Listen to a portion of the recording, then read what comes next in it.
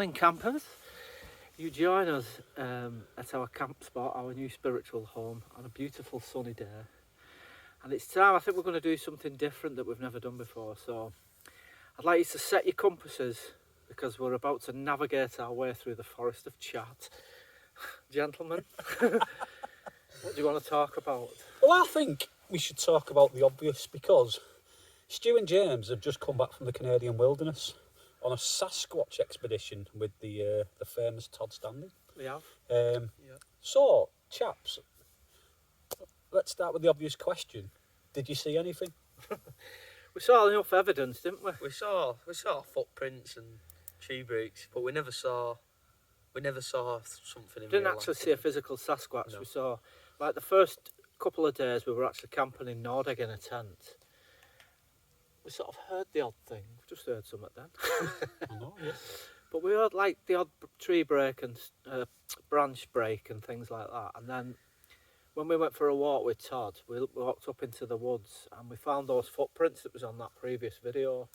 So that looked like 17-inch tracks, really deep into the ground, about 3 inches, behind a tree.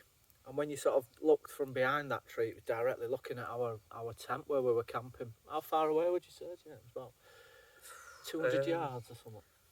Maybe 300 something. About 300, and it was kind of up and elevated, but it was a perfect viewing point. You know, if you was like a sniper that you were weighing somebody up, that's your vantage point where you'd have a look. So that was evidence. And then when we went to Radium, we saw loads of tree breaks and footprints and like structures, didn't we? Yeah.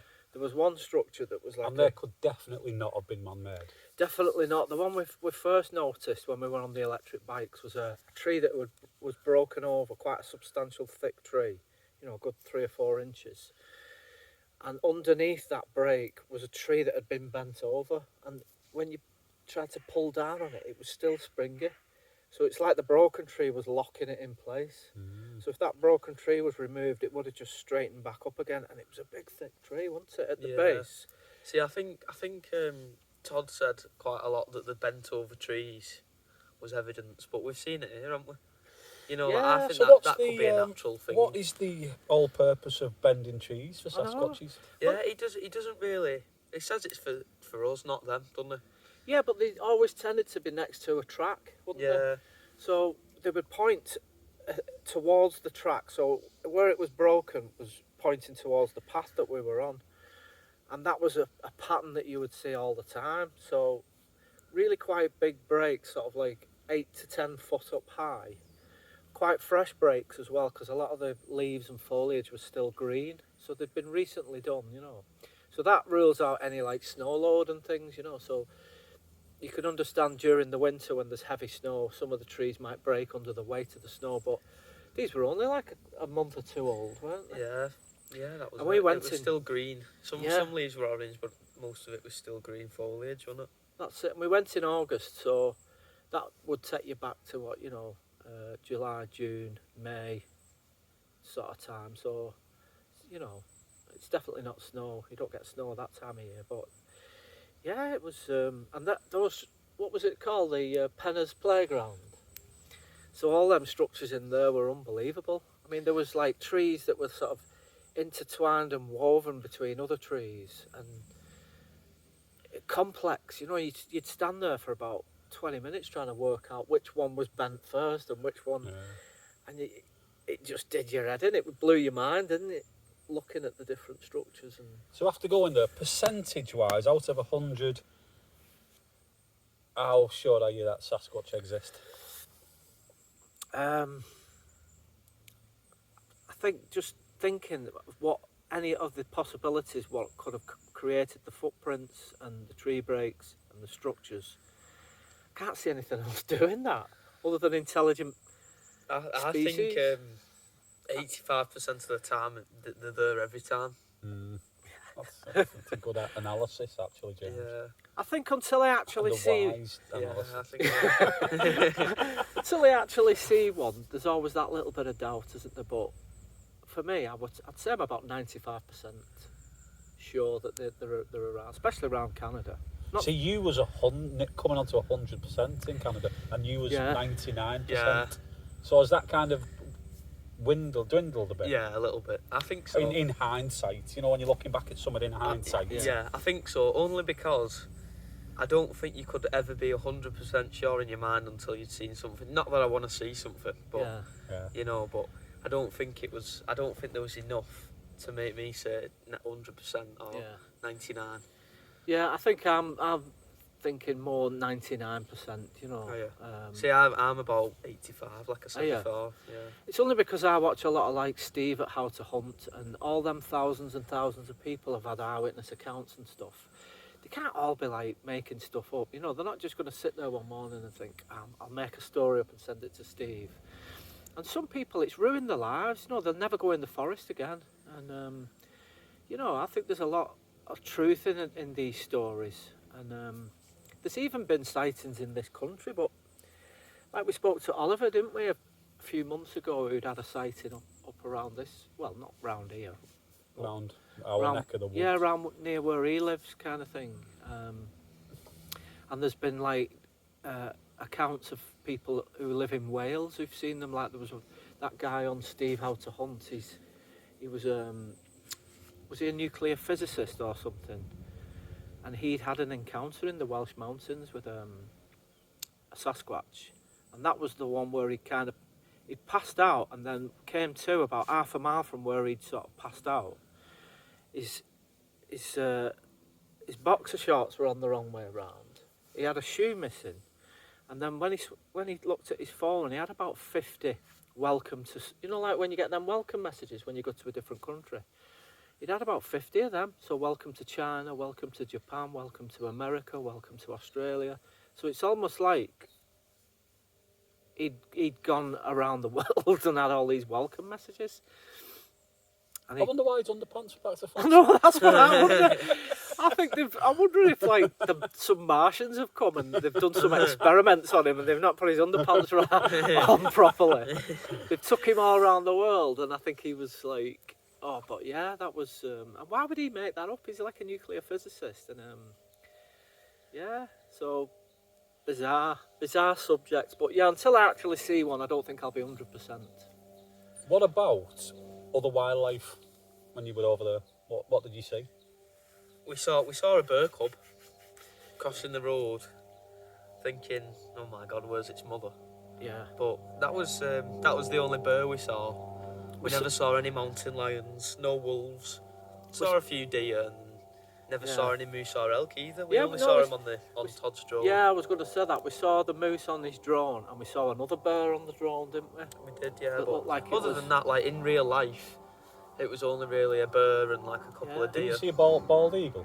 Yeah. Yeah, we did in a car on the way there. Yeah. We were What, just was driving? Yeah.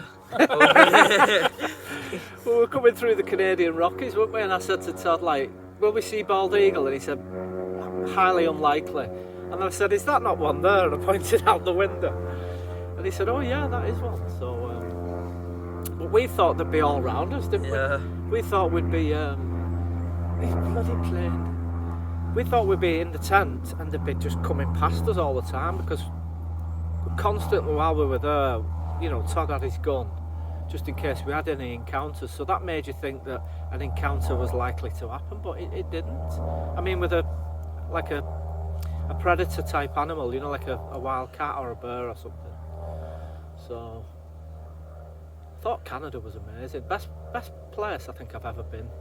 But it was just like this, but even bigger. You know what I mean? Infinite. Yeah. Just go on for miles. And you could just drink straight out the rivers, and there was like berries everywhere, so we were foraging, weren't we, all the It time? was like 80-mile radius from any road Yeah. at all times, at least. Yeah, it was amazing. I'd love to go back, and yeah, it just flew by, didn't it? But it's nice to get out and... So would you be confident of going back and camping there? No. After not, you know, like you both thought there'd be birds walking past your tent every 5 minutes and that, Yeah. and it's obviously not like that.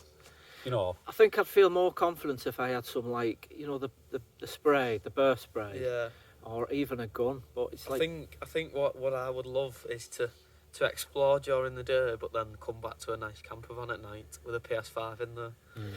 Yeah, I think when we moved to that second place and we had the trailers with proper doors and windows and things. like a nice you're out touring it and stuff, and Yeah, you felt more secure at night, especially like after those first 3 nights in that tent. because you never know, even if you can be there for a couple of days and not see a bird, but you never know, do you? You never know how close they are. Well, this is it, and you could go there, and it's in back of your mind all the time. And I think for the first 2 or 3 nights, it was like that, wasn't it? And It was like that for me the full time when we were sat outside. Was you, it? You couldn't Yeah. really. I don't think you could relax as much as you can here. You know. And See, like, the good thing is, I mean, we love our wilderness. You two have been to pristine wilderness where you're not the top of the food chain. yeah, I mean, Yeah. up here where we are in Scotland, you know, you can't. There's nothing going to bother us. Maybe, you know, a wild boar protecting its little ones might give you a bit of an hard time, but generally, or a rather disgruntled stoat. yeah. But there's nothing that we have to be frightened of up here. No. Yeah. And really, as soon as you kick them, they're gonna run away, aren't they? They're just, if you imagine trying to kick a bird. Well, Yeah, this Well, is- run away with that it. bloke did on YouTube that time. I got He did, didn't attacked. and I suppose that will add to the, we've got no worries here, so you can rest easy at night. You're not constantly looking behind, You can play music. I wouldn't. I Yeah. don't think I'd ever play music in Canada. and you're not worried about cooking either. Because when we were in Canada, if we were eating or making food, you'd have to make sure you didn't drop anything because, they can smell for miles, can't they? These burrs and stuff. So Oh yeah. you'd have to make sure that you didn't leave any bacon. Did Todd actually keep the food away from your camp, or did you just Yeah. keep it in his truck, or what? Kept it in his truck in like cool boxes. Yeah. Yeah, and then at night when he wanted to just heat up the stuff, he'd just either heat it up on a burner or in the trailers. He had like a little hob, and he just it was them like foil trays, you get from takeaways. Yeah. And he just heat it up in the actual foil and just. It was. Still not as good as a mess tin though.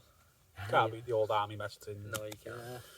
So, Yeah, so if anyone's got any comments about it, or you've got any ideas of stuff we can talk about, because we've got a few ideas to bounce around, haven't we? I mean, I've not looked into Sasquatch like you guys have, but my personal view is I'm intelligent enough to realise I don't know everything about everything. Yeah. So Yeah. why not? And what's your percentage, do you think, of believing in them? I'd say about 67. Yeah. 67.5. About 67%. Yeah. Only because, like you say, there's a lot of people who've seen these things. Yeah. And they can't all just be cranks, can they?